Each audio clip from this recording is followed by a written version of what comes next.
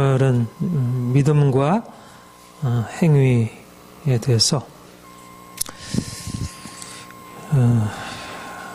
우리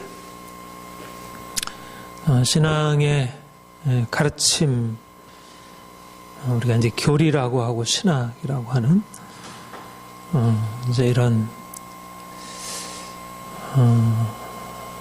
이제 신앙의 진리들을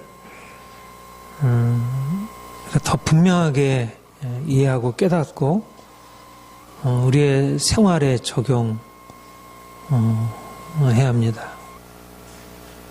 사실 요즘에는 사람들이 복잡하게 생각하는 것을 별로 원하지 않죠. 그냥 편하게 뭐 영상으로 보고 그러니까 어떤 깊은 좀 이게 생각 그걸 원치 않고, 더군다나 이게 뭐 이제 신학 교리 뭐 이런 거는 더 사람들의 관심이 없습니다. 그런데 저는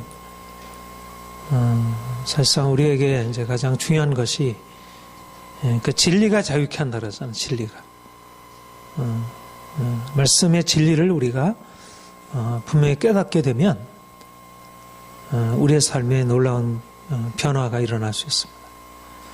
오늘 이제 과학기술 문명이 우리의 삶에 가져다 준 변화 보세요. 정말 놀랍잖아요.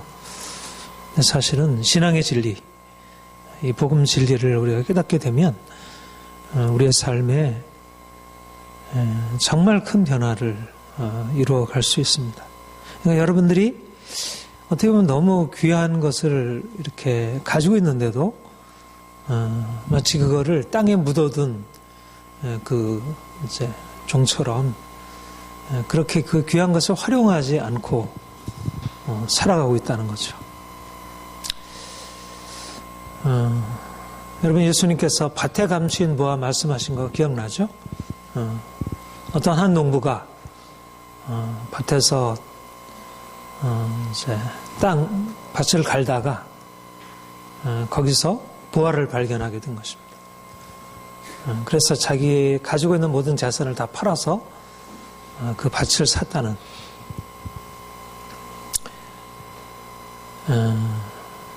믿음이란 바로 이 보화와 같다. 가장 귀하다는 것입니다. 인생에서 가장 귀한 게 뭘까? 돈일까? 사랑일까? 도덕일까? 명예나 권력일까? 인생에 귀한 것들이 많이 있지만, 그러나 가장 귀한 것, 여러분들이 가지고 있는 것 중에 가장 귀한 것은 바로 예수를 믿는 믿음. 그렇게 생각하세요. 그걸 그렇게 내가 믿음이 있는데도 정작 이게 정말 너무나 귀하구나 하는 것을 이제 깨닫지 못하고 살아가는 게 대부분이 아닐까 생각합니다. 믿음이 있으면 내가 비록 가난해도 그렇게 내가 다른 지식이 없어도 가장 귀한 보배를 가지고 있는 것이다. 여러분 그렇게 생각하세요? 나는 믿음이 있어서 나는 누구보다도 더 부자고 나는 인생을 가볍게 살아간다. 그런데 이제 오늘날은 뭐 믿지 않는 사람들은 말할 것도 없고, 믿음이 있는, 이미 예수님을 믿는 사람들조차도 이 믿음이라는 보화를 보화로 여기지 못하고 오히려 믿음을 희생하면서 돈을 쫓아가고 권력을 쫓아가는 그런 모습을 보게 됩니다. 하나님이 여러분들에게 눈을 열어주셔서 이 보화를 보화로서 인식할 수 있기를, 그래서 그 보화가 내 인생에 실제적으로 보화로서 경험되기를 그렇게 소망합니다. 왜 믿음이 다른 것보다 가장 귀한 보화일까? 돈이나 또 사랑이나 인생에 많은 지식이나 이 모든 것들, 또 여기서 이제 성경에서는 행위다 얘기를 했는데 율법의 행위나 이 모든 것들과 근본적으로 다른 것은 믿음은 내게로부터 난 것이 아니고 하나님께로부터 난 것입니다. 믿음은 내가 가지고 있는 것이지만 믿음은 내 것이 아니고 하나님께로부터 난 것입니다. 그래서 세상에 아무리 아름다운 것이 많이 있다 하더라도 이제 그 베드로전서 1장에 그런 말씀이 있죠. 모든 육체는 풀 같고 그 모든 영광이 풀의 꽃과 같으니 풀은 마르고 꽃은 시드나. 네. 그러니까 다른 모든 것들, 돈이나 지식이나 권력이나 명예나 인간의 사랑이나 도덕이나 그 모든 것이 풀의 꽃과 같은 아름다움이 있는 것입니다. 꽃은 아름답잖아요. 그렇죠? 그런데 그것은 하나님과 같이 영원한 것이 아니고 그것은 최상의 가치가 아니라는 것입니다. 하나님에 비해 볼 때. 그런데 하나님이 우리 인생에게 하나님에게 속해 있는 그 영원한 가치에 속해 있는 것을 우리에게 주신 것, 그게 바로 믿음이라는 것입니다. 그러니까 내가 믿음을 가지고 있다는 것은 우리가 눈에 보이는 수많은 것들이 굉장히 많이 있지만 또 그것이 귀하고 우리의 마음을 끌고 또 그것을 우리가 소유함으로 이제 큰 것을 누리고 있지만 그러나 그것과 비교할 수 없는 정말 놀라운 가치가 우리에게 믿음으로 주어지게 되었다는 것. 오늘 본문은 아브라함의 믿음에 대해서부터 시작을 하고 있습니다. 이 3장, 4장은 믿음이냐 행위냐 좀 논증적인 갈라디아서에도 믿음이냐 행위냐를 다루고 있고 요 로마서 3장, 4장에서도 믿음이냐 행위냐에 대한 논증을 하고 있어요. 말하자면 당시에 사도 바울이 직면했던 유대인들과의 어떤 논리적인 논쟁이 바로 이 부분이었습니다. 율법의 행위가 무슨 가치가 있느냐? 믿음이 과연 유일한 가치냐는 그런 논쟁이 있었던 것입니다. 근데 이제 본문에서 그렇게 얘기를 해요. 아브라함이 무엇을 얻었다리요? 아브라함이 행위로서 의롭다함을 받았으면 잘할 것이 하나님 앞에 없느냐? 성경이 무엇을 말하느냐? 아브라함이 하나님을 믿음에 그것이 그에게 의로 여겨진 바 되었느니라. 예. 아브라함이 여기서 이제 바울이 얘기하고자 하는 건 뭐냐면 아브라함이 행위로 의롭다함을 받았느냐 아니면 믿음으로 의롭다함을 받았느냐 그 얘기를 하려고 하는 것입니다. 예. 뭐라고 얘기를 하죠? 아브라함이 행위로 의롭다함을 받은 게 아니라 믿음으로 의롭다함을 받았다. 바로 성경에 뭐라고 얘기를 했느냐? 아브라함이 하나님을 믿음에 그것이 그에게 의로 여겨졌다. 이것은 어떤 상황이냐면 아브라함이 이제 하나님의 부르심을 받아서 메소포타미아에서 나왔죠. 그래서 이제 가나안 땅으로 들어오게 되었어요. 그런데 하나님은 아브라함에게 나타나신 것입니다. 가나안 땅에서. 그리고 그를 밖에 장막 밖에 나와서 바깥에 있는 하늘의 별들을 보라고 이제 밤에 그렇게 말씀하셨고 그러면서 하시는 말씀이 내가 저 하늘에 있는 별들을 보느냐 저 하늘의 수많은 별들 그 별들과 같이 너의 자손을 많게 하리라. 근데 그때 상황이 어땠냐면 아브라함이 이미 90세가 되어 아기를 낳을 수 없는 그런 상태였습니다. 그런데 아브라함이 그것을 믿었다는 것입니다. 내 몸에서 자식을 낳게 되면 그 자식으로 인해서 하늘의 별들과 같이 그 자손이 많게 되리라 하는 말씀을 믿었다는 것입니다. 그러니까 이 아브라함의 믿음은 뭐냐면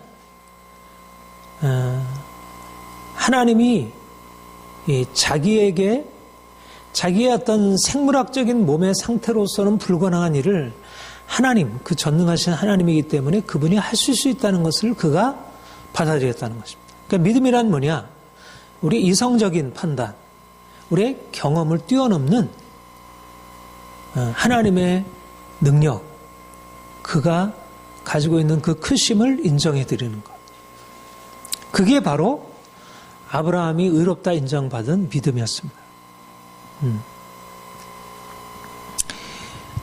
자, 그래서 이제 행함이 아니라 믿음으로 의롭다함을 받았다 이렇게 얘기를 했어요. 근데 그 1절에 바로 1, 2절에 그렇게 얘기를 하죠. 아브라함이 행위로 의롭다함을 받았으면 자랑할 것이 있으려니와 하나님 앞에서는 없느니라. 그러니까 두 가지 명제예요. 하나는 아브라함은 믿음으로 의롭다함을 받았다. 아브라함은 행함으로 의롭다함을 받은 것이 아니다. 그런데 왜 행함으로 하나님 앞에 의롭다함을 받을 수 없다? 그건 뭘 말하고 하는 것일까? 행함이라고 하는 것은 자기 자신으로부터 난 것입니다. 그러니까 자랑할 것이 있죠. 그렇죠? 만약 행함으로부터 의롭다함을 받았으면 자랑할 것이 있으려니와 내가 한 것이니까 자랑할 것이 있다는 것입니다. 그런데 믿음으로 의롭다함을 받았기 때문에 그는 자랑할 것이 없다. 여러분, 행함이라는 게, 행위라는 게 아무런 가치가 없다는 것일까요? 그 말은 아닙니다. 행위는 행위대로 가치가 있어요. 여기 오늘날로 비유해서 말하자면 여러분, 공부를 열심히 한 거 가치가 있습니까? 없습니까? 가치가 있죠. 공부를 열심히 해서 좋은 대학에 들어가는 것은 가치 있는 일입니다. 내가 일을 열심히 해서 사업에 성공하고 또 뭔가를 성취하는 거 가치 있습니까? 없습니까? 가치가 있는 것입니다. 공부하는 것, 또 일을 열심히 하는 것 다 가치가 있는 일입니다. 그런데 하나님 앞에서 그것이 가지고 있는 가치가 어떠냐는 것입니다. 분명히 공부하는 것이 의미가 있고 일하는 것이 의미가 있지만 그것이 과연 하나님 앞에서 얼마나 한 가치가 있느냐 하는 것입니다. 오늘날 사람들이 생각할 때 과학기술이 그것을 알고 그것을 우리의 삶에 활용하는 것 가치 있다고 생각을 해요. 그렇죠? 분명히 그것은 우리가 인정할 수가 있는 바입니다. 그러나 사람들은 너무나 거기에 대해서 높이 평가하는 것입니다. 그 이상은 없다고 생각하고 행위가 중요시되는 시대를 우리가 살아가고 있습니다. 돈이 중요시되는 시대를 살아가고 있습니다. 그런데 행위로 되는 것들이 있고 공부로 되는 것들도 있고 과학기술, 지식으로 되는 것도 있지만 그것이 우리 인생의 모든 것을 다 말해주지 않는다는 것. 바로 우리가 하나님 믿는다는 것은 우리가 행함으로 되는 것을 넘어서서 행함으로 할 수 없는 것을 우리가 바라보는 것입니다.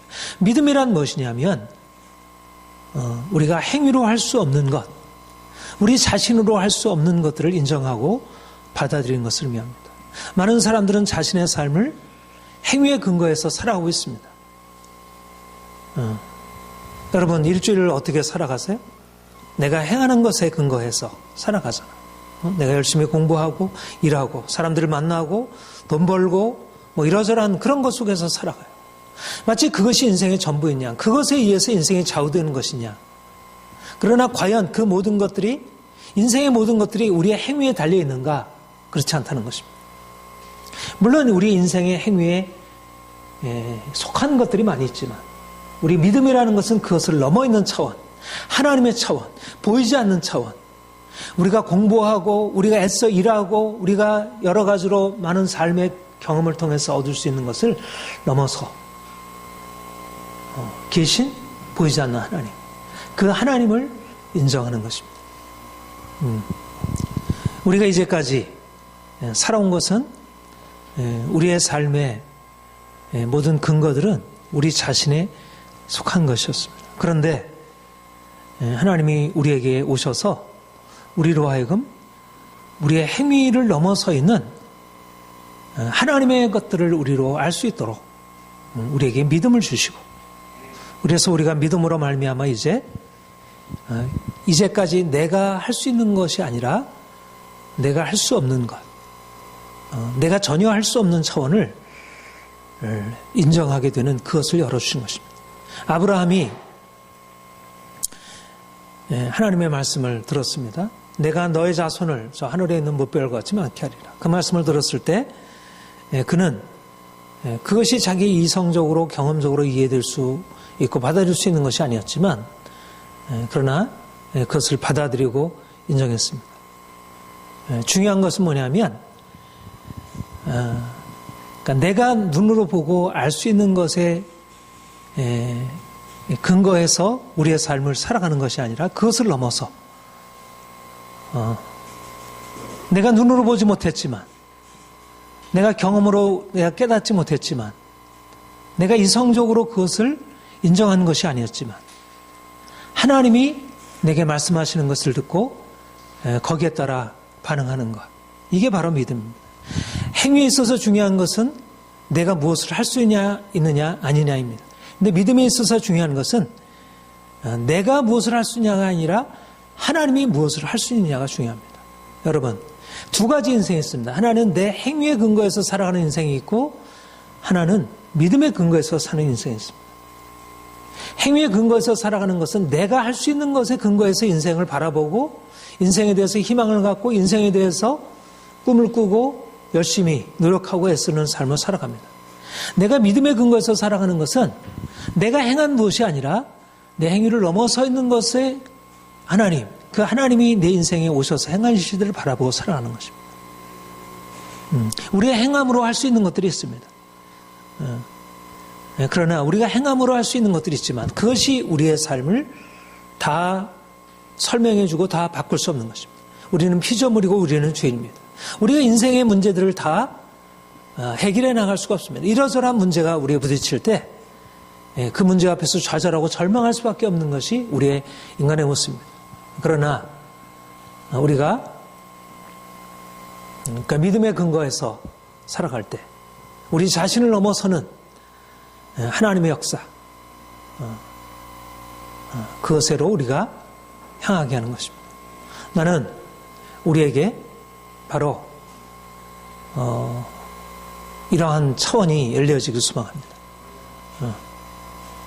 내가 할 수 있는 것에 근거해서만 살아가는 것이 아니라 하나님이 내 인생에 오셔서 하시는 바로 그 핵심은 뭐냐면 우리를 죽음에서 건지시고 살리시는 것입니다.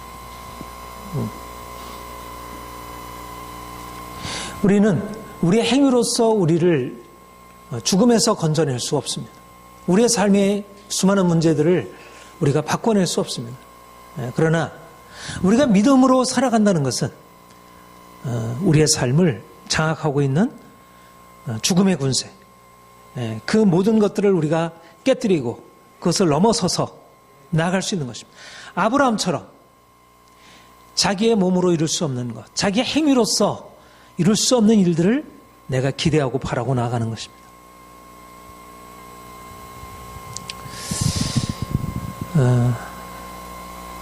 우리에게 하나님께서 그 일을 행하시도록, 하나님, 내가 행하는 것보다 내가 믿는 것으로 내가 새로운 압력이 열리시길 원합니다. 본문 앞에서 사도 바울은 인간의 실상에 대해서 논하고 있습니다. 우리가 오늘 믿음으로 말미암아 의롭다함을 받는다는 것을 이해하려면 이 의롭다함을 받는다는 말이 무슨 말을 안 줄 알아요. 행함으로 의롭다함을 받는 게 아니라 믿음으로 의롭다함을 받는다고 할 때 왜 행함으로는 의롭다함을 받을 수 없고 왜 믿음으로 의롭다함을 받느냐. 도대체 의롭다함을 받는다는 게 무엇인지에 대해서 이해할 필요가 있습니다. 본문에 앞서서 인간에 대해서 이렇게 얘기를 하고 있습니다. 사도 바울이 로마서 3장 9절에 이건 1장부터 이렇게 계속 쭉 내려오는 것인데 인간은 어떤 형편에 처했느냐 이걸 이렇게 얘기를 해요. 그러면 어떠하냐? 우리는 나으냐? 한번 같이 읽어볼까요? 시작. 그러면 어떠하냐? 우리는 나으냐? 아니라 유대인이나 헬라인이나 다 죄 아래 있다고 우리가 이미 선언하였니. 중요한 사실입니다.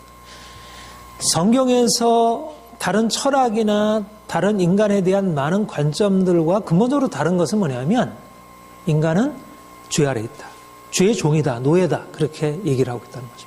그거는 모든 인종을 상관없이 모든 인류가 다 신분과 귀천을 상관없이 모든 사람들이 다 죄 아래 있다. 이게 성경의 아주 핵심적인 인간관입니다.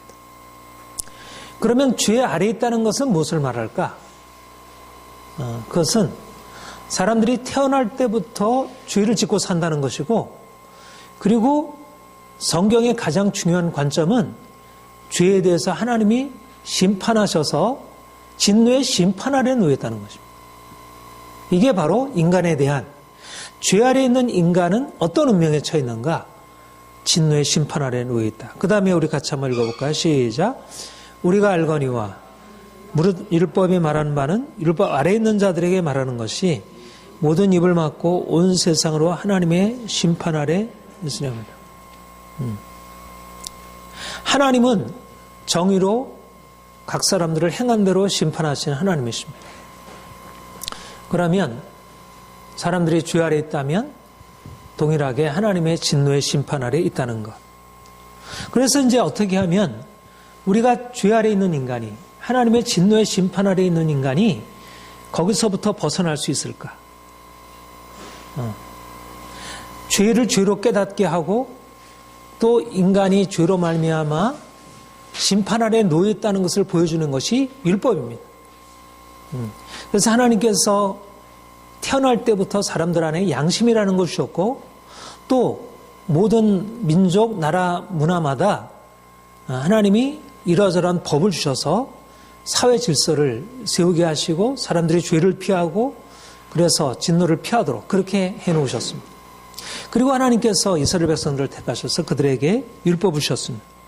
그러면 사람들이 율법을 통해서 율법을 지켜 행하게 되면 죄에서 벗어나고 심판에서 벗어날 수 있을까? 어떻게 생각하세요? 율법을 제대로 알지 못했을 때는 죄 아래 있고 심판 아래 있다가 율법을 깨닫게 되면 사람들이 죄에서 벗어나고 심판에서 벗어날 수 있게 될까? 어떻습니까? 경험적으로 보면. 그렇지 못하죠? 사람들이 율법을 통해서 자신의 죄를 깨달을 수는 있지만 그러나 죄에서 벗어나고 심판에서 벗어나는 것은 아니라는 것입니다. 그 다음에 한번 같이 읽죠. 시작. 그러므로 율법의 행위로 그 앞에 의롭다함을 얻을 육체가 없으니 율법으로는 죄를 깨닫음이라. 말하자면 사람들이 죄로 말미암아 심판 아래 있는데 율법의 행위를 통해서 그 죄와 심판에서 벗어날 수 있을까? 안 된다는 것입니다. 말하자면 인간의 근본적인 공경, 태어날 때부터 죄를 짓고 그로 인해서 사람들이 불행하고 여러 가지 전쟁과 기근과 재앙 가운데 빠져가는 이 공경을 벗어날 수 없다는 거예요. 그리고 죽음 이후에 당하게 될 그 진노의 심판으로부터 벗어날 수 없다는 것입니다. 오늘날도 많은 종교가 있고 많은 나라 법과 제도들이 다 있지만 그러나 사람들을 죄에서 건져낼 수 있는 것이 없다는 거예요. 오늘날 과학이 어떤가요? 오늘날 과학기술을 통해서 많은 삶의 문제, 건강의 문제, 여러 가지 사회, 삶의 많은 문제들을 해결해 준 것은 있지만 사람들을 죄로부터 벗어나게 해줄 수 있었을까? 전혀 그렇지 못하다는 것. 그러니까 중요한 것은 뭐냐면 앞에 그렇게 말씀했죠. 아브라함이 행위로 의롭다함을 받았으면 자랑할 것이 있으려니와. 근데 아브라함이 행위로 의롭다함을 받지 못했다는 것. 아브라함이 많은 행위들을 가지고 있었지만 아브라함도 유능한 사람이고 그도 하나의 족장이었고 그도 굉장히 탁월한 많은 행위들을 가지고 있는 사람이었지만 사람들이 가지고 있는 근본적인 공경, 죄와 심판 아래에 있는 그 공경으로부터 벗어날 수 있는 능력은 되지 못하다는. 그러니까 성경이 우리에게 얘기해 주는 것은 모든 사람들은 죄 아래에 있다는 것과 심판 아래에 있다는 것과 그리고 심판 아래에서 건질 수 있는, 죄와 심판 아래에서 건질 수 있는 그런 어떠한 방편이 없다는 것. 행위는 무력하다는 것. 여러분, 왜 율법의 행위로 말미암아 의롭다함을 받지 못하는가? 사도 바울이 얘기하고자 하는 핵심은 행위는 그 자체로서 가치가 없는 것은 아니지만 나름대로 그 행위가 가지고 있는 가치는 있지만 돈도 지식도 과학기술도 가치가 있지만 도덕도 가치가 있지만 그러나 그 도덕성이 그 많은 행위들이 우리의 삶의 공경, 죄와 심판이라는 공경으로부터 우리를 벗어나게 줄 수 없다는 것. 그 한계를 말하는 것입니다. 그래서 말하자면 인간의 행위, 인간이 가지고 있는 그 가능성이 좌절되는 것, 이것이 이제 성경이 우리를 그 은혜 복음으로 인도하시기 위해서 우리에게 말씀하시는 하나의 준비라 할 수 있습니다. 행위로는 안 된다. 행위로서, 도덕으로서, 과학기술로서 이러저러한 것을 이룰 수 있지만 그러나 그 모든 것은 부분적인 우리의 삶에 보이는 것들, 외적인 어떤 것들은 가치가 있지만 거기에 있어서는 효용이 있지만 그러나 실제적으로 우리의 삶의 근본 문제, 하나님이 우리 앞에 내놓은 가장 근본적인 문제를 풀어낼 수 없다는 우리가 오늘날 많은 사람들이 바로 이 사실을 깨닫지 못해요. 도덕이 중요하죠. 철학이 중요하죠. 종교가 중요하죠. 과학기술이 다 나름대로 의미가 있죠. 그러나 그것이 우리가 가지고 있는 근본적인 문제, 이 죄의 문제, 심판의 문제를 해결할 수 없다는 사실에 대해서 사람들이 깨닫지 못하는 것입니다. 그래서 우리의 삶에 우리의 진정한 문제 해결에는 하나님밖에 해결책이 없다는 거예요. 우리의 삶이 이러저러한 문제를 우리가 가난의 문제, 질병의 문제, 건강의 문제 이런 것들을 이러저러한 것으로 해결할 수 있지만 과연 근본 문제를 우리 인간이 해결할 수 없다. 하나님이 해결하신다. 이게 바로 믿음으로 말미암아 의롭다를 받는다는 것입니다. 그런데 이 본문 4장 5절 같이 한번 읽어보겠습니다. 시작. 이를 아니할지라도 경건치 아니한 자를 의롭다 하시는 믿는 자에게는 그의 믿음을 의로워 여기시나니. 경건치 아니한 자를 의롭다 하시는 하나님. 이 말은 무슨 말일까? 여러분 앞에 그 얘기를 했죠? 인간이 죄 아래 있고 심판 아래 있다 그랬죠. 경건치 아니하다는 것은 죄 아래 있다는 것입니다. 그러면 경건치 않은 자가 받을 마땅한 보응은 뭐죠? 심판입니다. 진노의 심판입니다. 진노의 심판에서 누구도 이외되지 않고 또 어떤 방법으로도 거기서 벗어날 수 없다는 이것이 경건치 아니한 자의 피할 수 없는 운명입니다. 로마서 1장에 보면 하늘로부터 경건치 아니한 자에게 진노와 심판이 임한다 그렇게 말씀하고 있습니다. 그런데 여기 보면 뭐라고 하냐면 경건치 아니한 자를 의롭다 하시는 하나님. 그러니까 뭔가 새로운 일이 일어난 것입니다.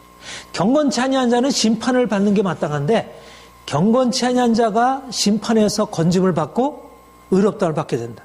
말하자면 의롭다를 받게 된다는 것은 그 심판의 상태에서 벗어나온다는 것입니다. 이것이 의롭다를 받는다는 것입니다. 그런데 행위로 그렇게 되었는가? 행위로서 사람들이 그 경건치 아니한 자가 받을 그 심판에서부터 건질 수 있을까? 여러분 불교 사성제에 보면 석가모니가 그렇게 얘기를 했어요. 첫 번째가 인간은 고통이다. 맞는 얘기입니다. 그런데 그 고통은 집착으로부터 죄로부터 비롯되었다. 맞는 얘기입니다. 그리고 우리는 열반 영원한 고통이 없는 세계를 꿈꾼다. 맞는 얘기입니다. 근데 그것이 어떻게 되냐 하면 도를 지켜 행함으로 그렇게 될 수 있다는 것입니다. 과연 인간이 죄와 고통에서 행함을 통해서 벗어날 수 있을까? 안 된다는 것입니다. 경건치 아니한 자를 의롭다. 인간이 죄와 고통에서 벗어날 수 있는 유일한 길은 경건치 아니한 자를 의롭다 하시는 그 하나님이 그것을 가능하게 하고 하나님이 그것을 가능케 하신다는 사실을 믿는 자에게 그 놀라운 일이 일어나게 된다. 말하자면 이것이 구원의 소식입니다. 오직 믿음으로 말미암아 의롭다를 받는다는 것은 모든 사람들이 죄로 말미암아 심판 아래에 놓여 있는데 그리고 그 심판에서 벗어나기 위해서 어떠한 행위도 소용이 없게 되었는데 하나님께서 우리를 위하여 세를 행하셨고 예수를 보내셔서 예수님께서 우리를 위하여 모든 죄를 담당하시고 십자가의 형벌을 대신 받으시 그가 진노를 담당하심으로 말미암아 우리가 그 진노에서 벗어날 수 있는 길이 열렸고 바로 예수께서 담당하신 그 진노의 사실들을 내가 믿음으로 받아들일 때 나도 마치 내가 이미 진노를 받아서 내 죄가 다 사해진 것이냐 하나님께서 그렇게 간주하시고 우리를 이제 의롭다 하신 그래서 이제는 우리가 이전에 처해 있었던 그 고통과 저주로부터 벗어날 수 있는 길이 열렸다는 것입니다. 하나님이 하신 일이고 그 은혜가 한 일이고 예수 그리스도께서 우리를 위하여 십자가에서 행하신 그 일이 시작한 것이지 어떠한 다른 행위로서 그 일을 할 수 있는 게 아니라는 것입니다. 이것이 바로 믿음으로 말미암아 의롭다함을 받는다는 말입니다. 우리의 죄와 우리의 심판의 그 크기로 생각하면 어떤 행위로도 불가능한데 우리 하나님이 친히 우리를 위하여 놀라운 일을 행하셨고 그래서 믿음으로 말미암아 우리 인생 안에 새로운 일이 일어나게 되었다는 것. 그래서 4장 7절 8절 우리 같이 읽어볼까? 시작. 일한 것이 없이 하나님께 의로 여기심을 받는 사람의 복에 대하여 다윗이 말한 바 불법의 사함을 받고 죄가 가리워짐을 받는 사람은 복이 있고 주께서 그 죄를 인정하시 아니할 사람은 복이 또다. 예. 우리가 어떤 상태에 놓여 있었다 그랬죠? 죄 아래에 있었고 심판 아래에 놓여 있었다고 했습니다. 그런데 어떤 일이 일어났습니까? 믿는 자들에게 어떤 일이 일어났어요? 죄가 더 이상 인정되지 않는다는 것입니다. 그 불법이 사함을 받았다는 것입니다.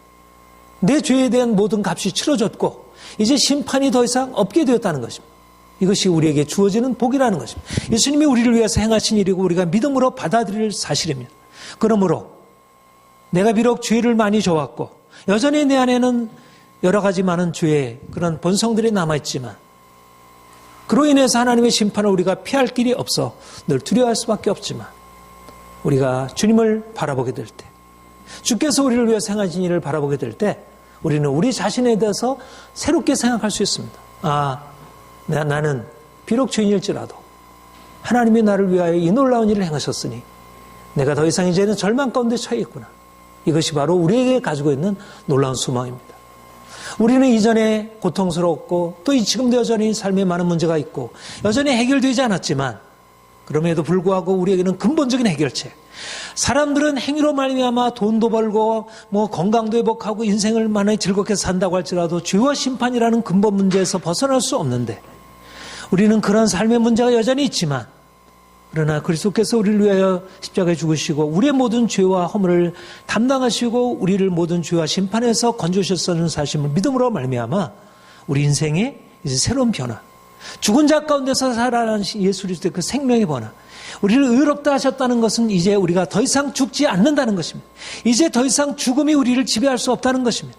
우리의 삶의 고통이 더 이상 최종적인 말이 아니라는 것입니다. 우리가 여러 가지 문제가 있지라도 여전히 우리의 삶에 저주가 있고 문제가 있을지라도 그 모든 문제들은 우리를 결코 삼킬 수 없다는 것. 주님이 우리를 근본적으로 바꿔놓으셨다는 것. 그러니까 우리의 삶에서 우리는 어떻게 살아갈 수 있습니까? 우리가 믿음으로 살아가야 될 때 우리 인생을 새롭게 꿈꿀 수 있는 것입니다. 내 인생은 결코 저주 아래 있지 않고 내가 그냥 고통 가운데 있는 게 아니구나. 하나님이 나를 사랑하셨고 이미 내 안에는 예수 그리스도의 그 살리는 능력, 우리를 죽은 자 가운데 살리는 능력이 내 안에 역사하는구나. 그래서 아브라함처럼 자기의 몸에 죽은 것 같은 것과 사라의 태가 죽은 것 같으면 알고도 믿음이 약해지지 아니하고 인생을 용기 있게 죽음을 대적해서 하나님의 행하실 것을 기대하고 사는 것입니다. 우리 그리스도인들은 이러한 생명의 능력 가운데 사는 사람입니다. 주님께서 우리를 위해서 죽으셨기 때문에 우리는 더 이상 죽지 않는 것입니다. 주님께서 우리를 위해서 사셨기 때문에 우리 또한 그와 함께 사는 것입니다. 이 세상에 여러 가지 삶에 많은 문제가 있습니다. 우리는 연약한 자들입니다. 우리는 죄인이고 우리는 피조물이고 우리는 인생의 많은 한계들을 극복할 수 없는 존재들입니다. 그러나 우리에게는 하나님이 계시고 하나님이 우리를 위해서 행하신 그리스도의 놀라운 구속 사건이 우리에게 객관적으로 생생하게 있는 것입니다. 우리가 그것을 믿음으로 인정하느냐 인정하지 않느냐의 문제지. 우리가 믿음으로 인정하기만 하면 주께서 우리를 위해서 행하신 것들이 실제적으로 우리의 삶에 나타나게 되고 우리는 그래서 그 은총 안에 그 은혜의 능력 안에 우리를 살리는 능력 안에 우리는 의롭다를 받은 자, 우리는 죄의 용서함을 받은 자이고 우리는 죄의 그 대가를 우리가 날마다 짊어지고 살아갈 이유가 없는 사람입니다. 이러한 놀라운 기적 여러분들이 믿음으로 받은 것입니다. 여러분의 행위로 하나님 앞에 나갈 것이 아니라 믿음으로 아무런 내 행위를 가지고 있는 게 없을지라도 일을 아니할지라도 경건치 않을 의롭다는 받는 자, 내 행위가 아무것도 없을지라도 오히려 일한 자들은 받지 못하는데 행한 것이 없는 자 나에게 믿음으로 말미암아 하나님께서 주실 것을 믿고 그래서 주님께서 주시는 이 놀라운 은혜를 날마다 우리가 받아 누리고 그래서 많은 사람들에게 이 귀한 복음을 우리가 전할 수 있기를 소망합니다. 기도하겠습니다.